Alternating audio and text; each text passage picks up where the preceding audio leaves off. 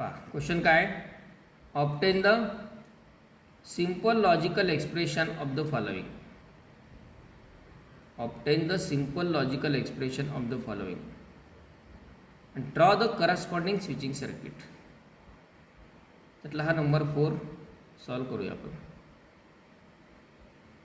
याचा आधी सिम्प्लिफिकेशन द्यायचं आहे. एक्सप्रेशन काय दिलेलं आहे, पी कंजंक्शन, ते केअरफुली आधी रीड करा. P conjunction Q conjunction negation P, disjunction negation P, conjunction Q, conjunction R,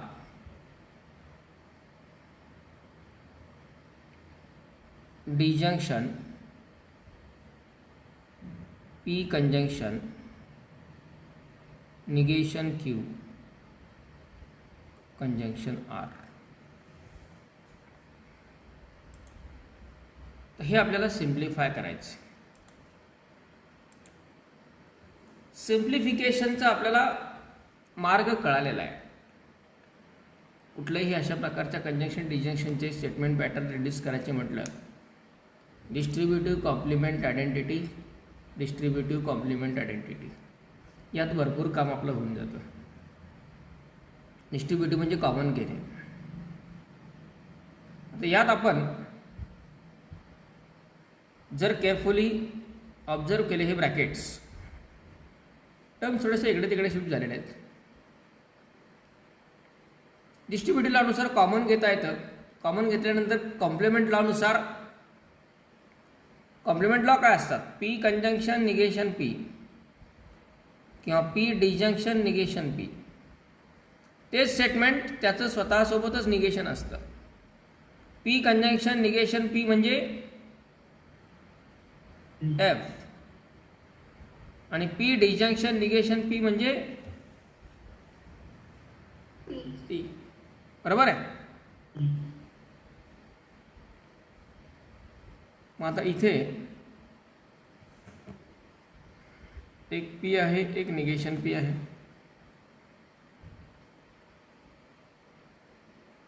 बरोबर आहे. हे जर अदलाबदल केली, इंटरचेंज केले तर, कारण हे कंजंक्शन आहे, हे कंजंक्शन आहे. कंजंक्शन डिजंक्शनमध्ये आपण कॉम्पिटेटिव्ह असोसिएटिव्ह वापरू शकतो लॉ. मग हे क्यू इकडं घेतला आणि हा निगेशन पी इकडं घेतला तर हे शेजारी येतात. ह्या ब्रॅकेटचं एकट्याचंच काम होऊन जातं सेपरेट.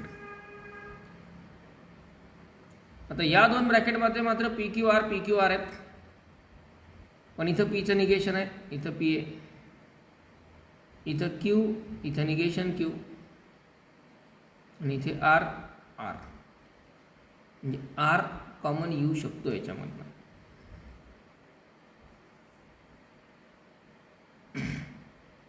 आर कॉमन येऊ शकतो या दोन ब्रॅकेटसाठी.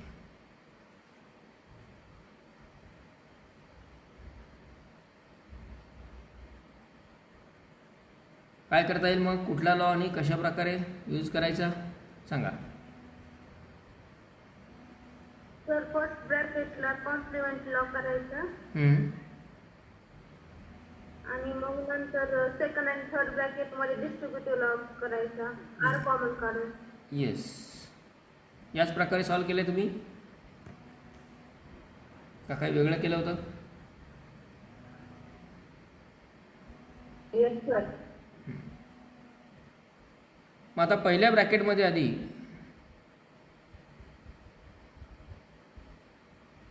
पी कंजंक्शन निगेशन पी, याला आपण काय लिहू शकतो, एफ कंजंक्शन क्यू. बरोबर. किंवा ते शेजारी घ्यायचे असेल तर आधी शेजारी घेण्याची एक स्टेप करा, कॉम्पिटेटिव्हची. डिजंक्शन. आता हे दोन ब्रॅकेट आपण विचारात घेतलेत. या दोन्ही ब्रॅकेटमधून कंजंक्शन आर कॉमन घेता येईल.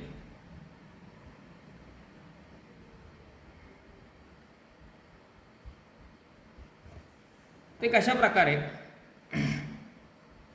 पहिला bracket negation P conjunction Q, disjunction P conjunction negation Q, आणि याच्यातून कॉमन काय घेतलं, कंजंक्शन आर. बरोबर आहे, कंजंक्शन आर.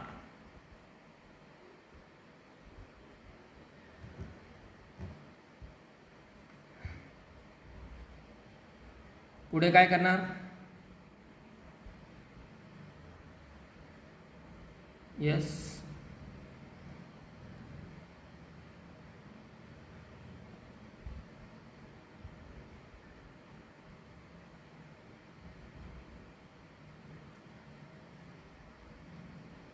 सांगा. तर असोसिएटिव्ह लॉ वापरल्यावर associative law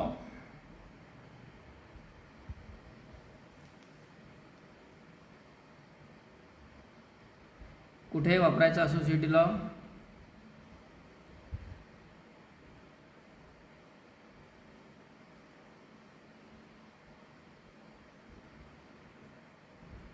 yes identity law वापरायचा. तर पहिल्या ब्रॅकेटला तर आयडेंटिटी लॉ वापरता येईल. एफ कंजंक्शन क्यू म्हणजे काय,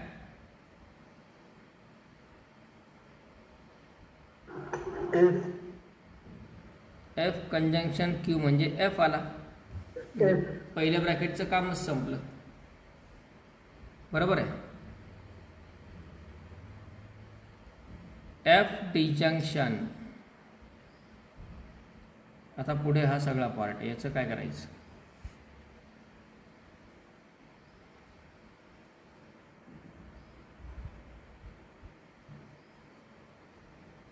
आयडेंटिटी लॉ, कसा, आयडेंटिटी लॉ यूज करून नंतर डिस्ट्रीब्युटिव्ह लॉ यूज करायचं. Conditional law sir.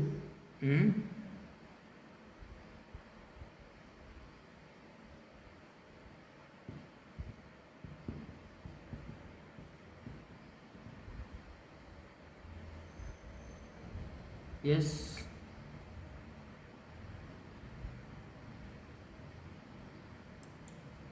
Identity law कसा वापर, डिस्ट्रीब्युटिव्ह लॉ, डिस्ट्रीब्युटिव्ह लॉ कुठे वापरायचा,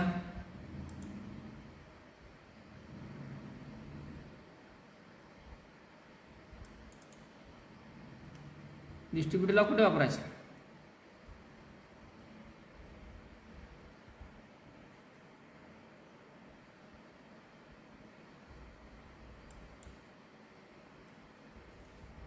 या ब्रॅकेटमध्ये, बाय कंडिशनल लॉ. हां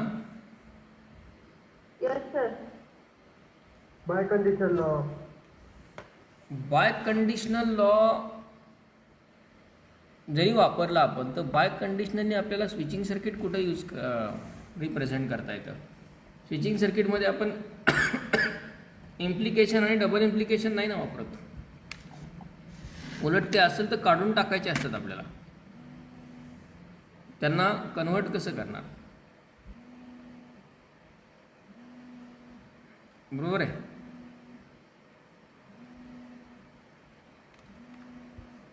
बाय कंडिशनल लॉ जर वापरला त्याला कन्व्हर्ट कसं करणार,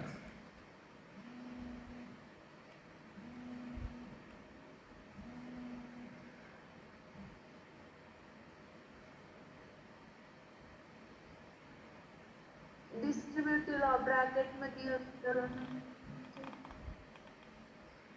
ब्रॅकेटमध्ये पहा, एक तर बाय कंडिशनलचा यूज नाही, आणि जरी असता तरी पण बाय कंडिशनल लॉ काय, निगेशन पी डिजंक्शन क्यू, इथे कंजंक्शन आणि इथे डिजंक्शन आहे, त्यामुळे तो नाही वापरता येणार तिथे. थोडक्यात आपण हे दोन ब्रॅकेट मल्टिप्लाय करू, कारण इथे कंजंक्शन आहे, इथे डिजंक्शन आहे, इथे कंजंक्शन आहे. बरोबर आहे. म्हणजे आपल्याकडे असं असतं ना, ते टर्म बाय टर्म पण करता येईल, पण आपल्याला आता डायरेक्ट सेपरेटच घेणं कन्व्हिनियंट आहे. ए प्लस बी इंटू सी प्लस डी असेल. आपण काय करतो, ब्रॅकेट मल्टिप्लाय ए इंटू सी प्लस ए इंटू डी प्लस बी इंटू सी प्लस बी इंटू डी. बरोबर आहे, करतो ना आपण असं term by term multiplication. Yes, sir. ते डिस्ट्रीब्युटिव्ह लॉच आहे. आता फक्त तो 2 स्टेपमध्ये करण्याऐवजी आपण एका स्टेपमध्ये करू शकतो असं मल्टिप्लाय केल्यामुळं. म्हणजे काय एक्सपेक्टेड आहे, आधी हा ब्रॅकेट याला मल्टिप्लाय करायचा आणि नंतर हा ब्रॅकेट याला मल्टिप्लाय करायचा, परत तो त्या ब्रॅकेटमध्ये मल्टिप्लाय, हा त्या ब्रॅकेटमध्ये मल्टिप्लाय. त्यापेक्षा आपण ह्याच पद्धतीने जाऊ, ते जास्त सोपं जातं आपल्याला. म्हणजे हा bracket close, negation P disjunction P. बरोबर आहे.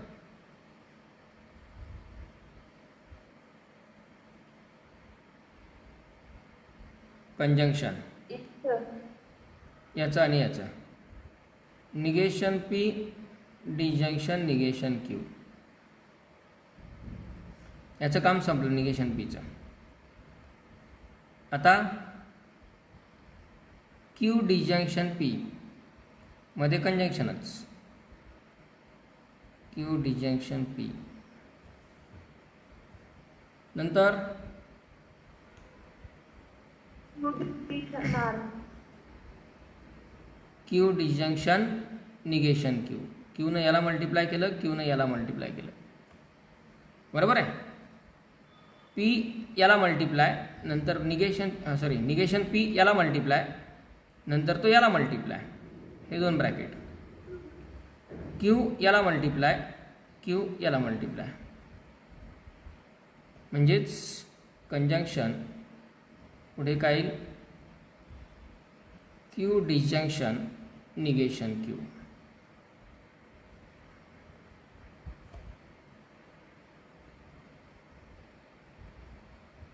आणि पुढं कंजंक्शन आर तसंच. आता एफ सोबत कुणाचंही डिजंक्शन घेतलं आयडेंटिटी लॉनुसार तर ते स्टेटमेंट राहतं, आपल्याला माहित आहे. बरोबर. त्यामुळं आयडेंटिटी लॉनुसार एफचं काम संपलं, त्याला एफला काढून टाकता येईल आपल्याला.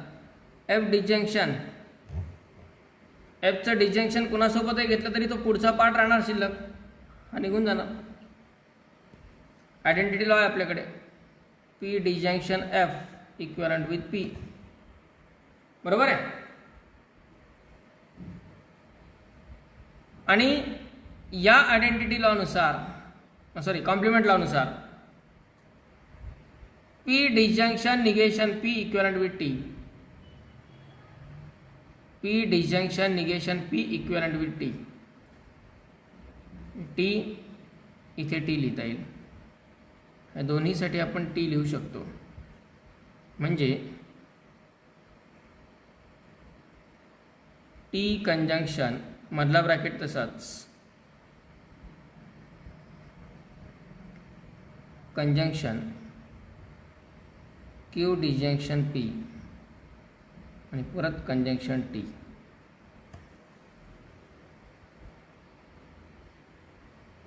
आता असोसिएटिव्हनुसार आपण या दोघांना ब्रॅकेट देऊ शकतो, या दोघांना ब्रॅकेट देऊ शकतो.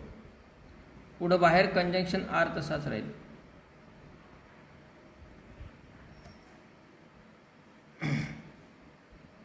याचं कंजंक्शन याच्यासोबत, याचं कंजंक्शन याच्यासोबत. मग T conjunction this and T conjunction this. काय येईल, T conjunction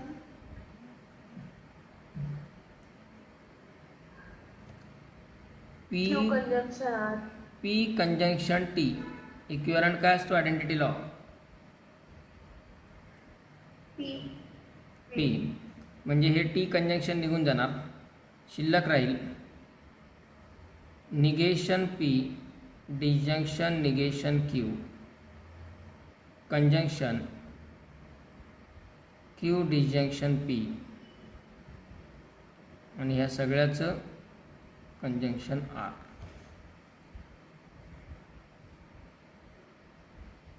ओके.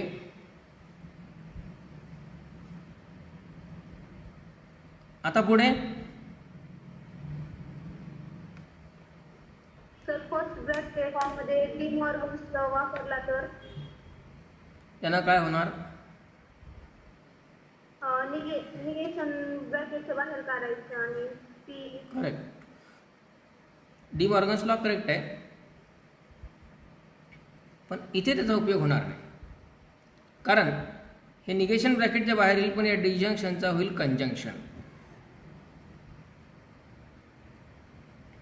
या डिजंक्शनचा होईल कंजंक्शन.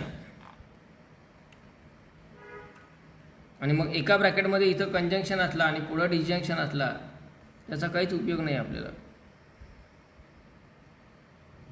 त्याचा काहीच यूज होणार नाही. यस.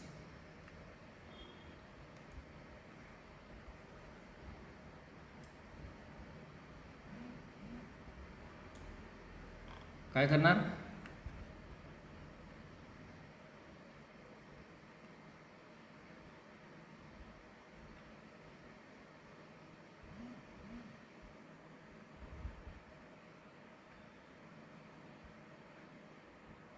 यस.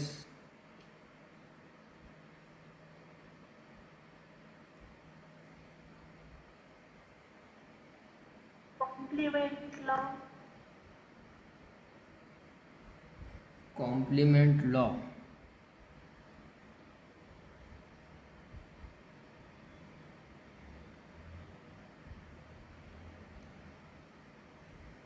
कसा?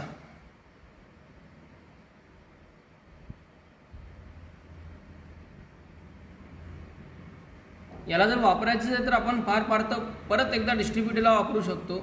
म्हणजे हे दोन ब्रॅकेट मल्टिप्लाय, निगेशन पी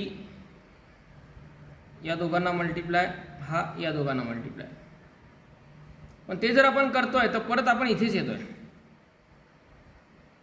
म्हणजे परत फिरून या स्टेपवरून ही स्टेप, या स्टेपवरून ही स्टेप येत राहणार, बाकी याचं काही होणार नाही.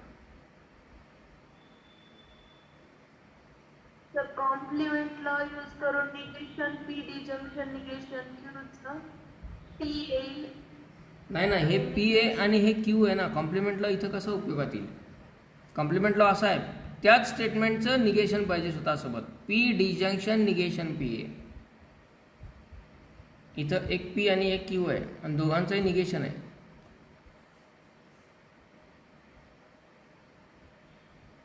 बरोबर आहे.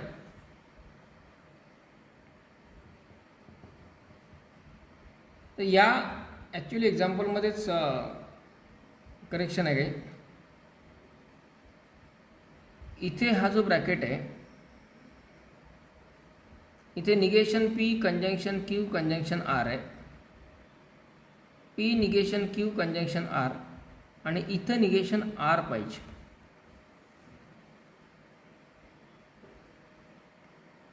गडबड तिथेच क्वेश्चनची आहे की या ठिकाणी निगेशन आर पाहिजे. सर नाही तर मिनिमम रिडक्शन इथपर्यंत होत असेल. नाही, याचं मिनिमम रिडक्शन इथपर्यंतच होणार. याच्या पुढे तुम्ही काही केलं तरी असं मिळणार परत. त्यामुळे याच्यावरून ही टर्म येणार, याच्यावरून ही टर्म येणार, बाकी काही सिम्प्लिफिकेशन यात होत नाही. त्यामुळे त्याचं मिनिमम रिडक्शन एवढंच राहणार, याच्या पुढे जात नाही. ओके. आणि इथे जर निगेशन आर घेतला तर मात्र ते आणखी सिम्प्लिफाय होऊ शकतं. ओके. म्हणजे काय? पी कंजंक्शन अशा प्रकारे, Q conjunction negation R, disjunction negation P conjunction Q conjunction R, disjunction P conjunction negation Q conjunction R. या स्वरूपात जर असेल तर त्यात काही सिम्प्लिफिकेशन होऊ शकेल.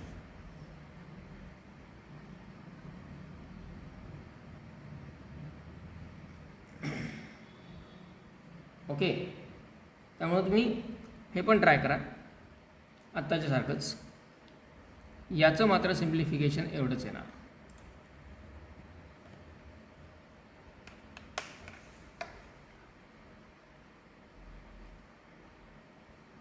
आणि याचं स्विचिंग सर्किट जर काढलं तर ते हा ब्रॅकेट कंजंक्शन म्हणजे सिरीजमध्ये हा ब्रॅकेट, कंजंक्शन म्हणजे सिरीजमध्ये हा ब्रॅकेट, म्हणजे ते या प्रकारे स्विचिंग नेटवर्क येईल.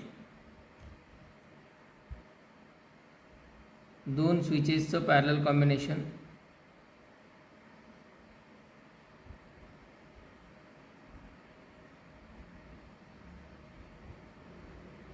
त्याला पुढे सिरीजमध्ये परत दोन स्विचेसचं पॅरलल कॉम्बिनेशन,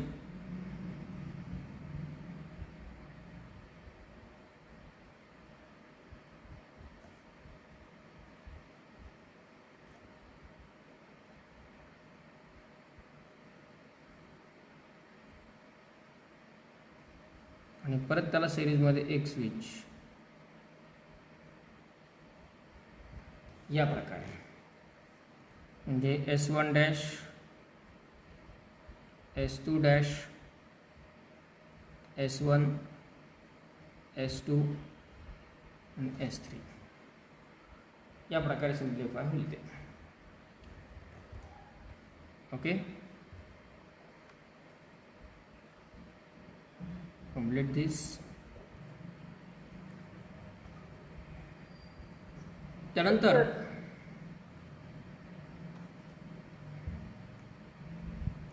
येस,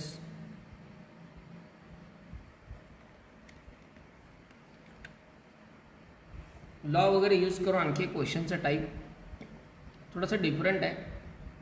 तो क्वेश्चन कसा आहे पहा. Write on question, rewrite the following statements, rewrite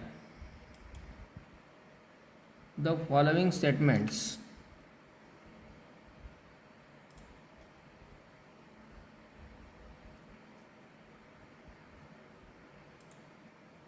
without using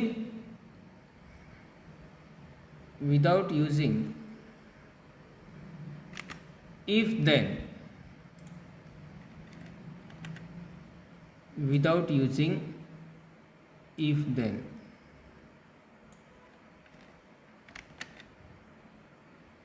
Without using if then.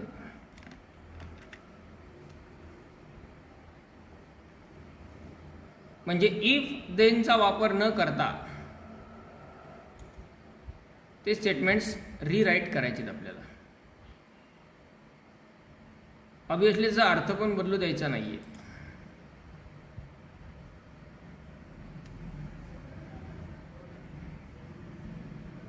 rewrite the statements without using if then. First आहे, if a man is a judge then he is honest. First statement काय, if a man is a judge then he is honest.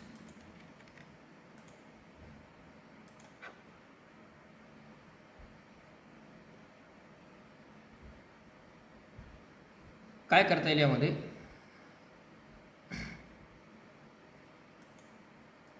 First of all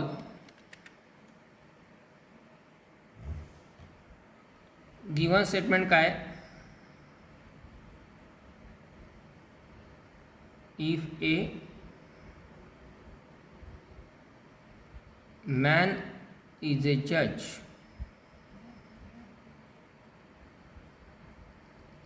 then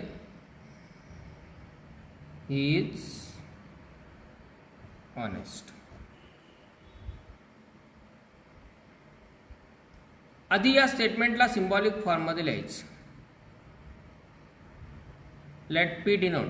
पहिला part काय ना स्टेटमेंटचा,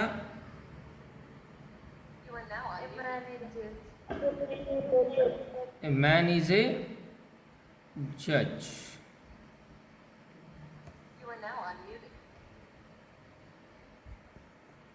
आणि दुसरा part काय येणार?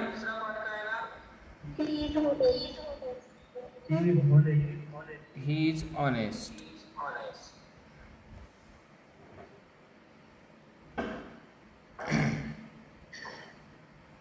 Then तर तुमचा आवाज इको होतो. पी आणि क्यू दोन स्टेटमेंट गृहीत धरले. Therefore symbolic form of given statement is दिलेल्या स्टेटमेंटचा सिम्बॉलिक फॉर्म काय येईल? P implication Q. P implication Q हा सिम्बॉलिक फॉर्म आहे. यातला आपल्याला इफ देन काढून टाकायचं आहे. म्हणजे हे स्टेटमेंट आपल्याला विदाउट युजिंग इफ देन, पण तरीही त्याचा अर्थ न बदलता.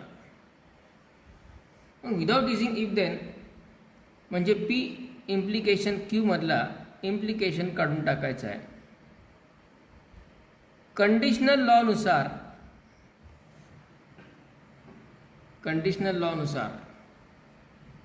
काय असतो? Conditional law P implication Q is equivalent with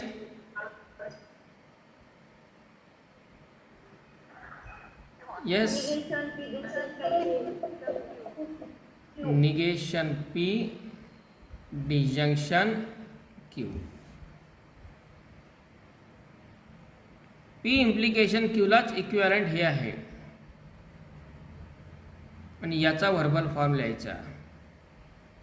म्हणजेच therefore equivalent statement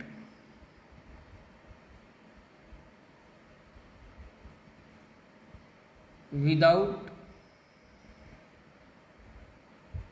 if then is काय होईल? इक्विव्हॅलंट स्टेटमेंट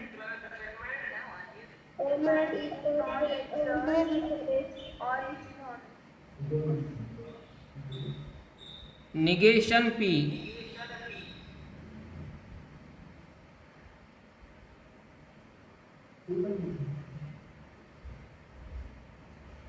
म्हणजे याचं negation. A man is not a जज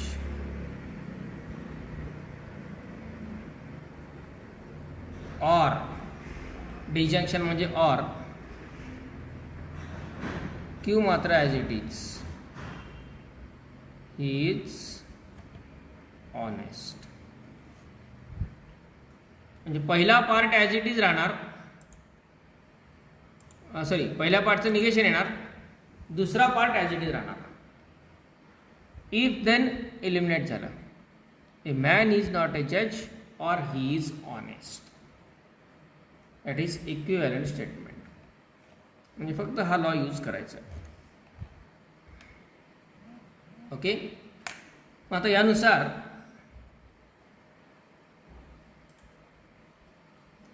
सांगा बरं सेकंड स्टेटमेंटचं काय येईल? इफ 2 इज ए, हे इफ आहे, इट झालंय. If 2 is a rational number then √2 is irrational number. 2 is not a rational number or √2 is irrational number. Yes, 2 is not a rational number or √2 is irrational number. irrational number. आणि third, if yes statement असं आहे, if f of 2 equal to 0 then f of x is divisible by x minus 2. f of 2 is not equal to 0 or f of x is divisible by x minus 2. Yes, फक्त पहिल्याचं negation घ्यायचं आहे. म्हणजे F of 2 equal to 0, त्याचं negation येईल not equal to 0. और F of x is divisible by x minus 2. हे negation नाही आहेत. इथे आपण निगेशनचा रूल नाही वापरला, इथे आपण कंडिशनल लॉ वापरला आहे. फरक लक्षात घ्या. तो निगेशनच्या रूलनुसार निगेशनचा रूल असा असतो, negation of P implication Q equivalent with P conjunction negation Q. हा वेगळा आहे. त्याने त्या स्टेटमेंटचं निगेशन होतं, आपण निगेशन नाही घेतलेलं, आपण त्याच अर्थाचं स्टेटमेंट लिहिलं आहे. मग इथे जसं if then without using if then म्हटलं आहे, एखाद्या वेळी without using if and only पण येऊ शकतो क्वेश्चन. त्यासाठी बाय कंडिशनल लॉ आहेच आहे आपल्याकडे. या प्रकारे हे लॉ यूज करता येतात, ते माहिती असू द्या. ओके, सो राईट डाऊन दिस.